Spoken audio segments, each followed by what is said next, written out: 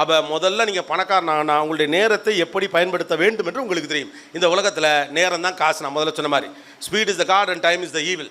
இன்றைக்கி உலகத்தில் எல்லாமே நிமிடத்தின் அடிப்படையில் தான் காசு பண்ணப்படுது இல்லையா? உலகத்தில் இந்தியாவினுள்ள அல்லது உலகத்திலே மிகப்பெரிய பணக்கார செல்ஃபோன் கம்பெனி எப்படி சம்பாதிக்குது?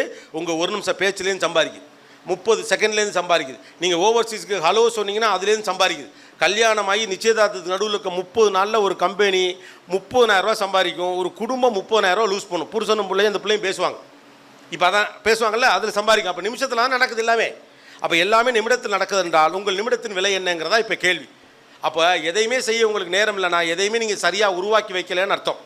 எல்லாத்தையுமே நான் தான் செய்வேங்கிறது பணக்காரனாக இருப்பதாக நினைத்து கொண்டிருப்போர் செய்கிறார். இது ரெண்டாவது பிரச்சனை.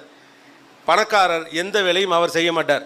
பணக்காரனாக நினைத்து கொண்டிருப்பவர் எல்லா வேலையும் தானே செய்வார். அதற்கு பெருமிதமும் பட்டுக்கொள்வார். நாங்கள் கடினமான உழைப்பாளியாக்கும் எல்லா வேலையும் நாங்களே செய்வோம்.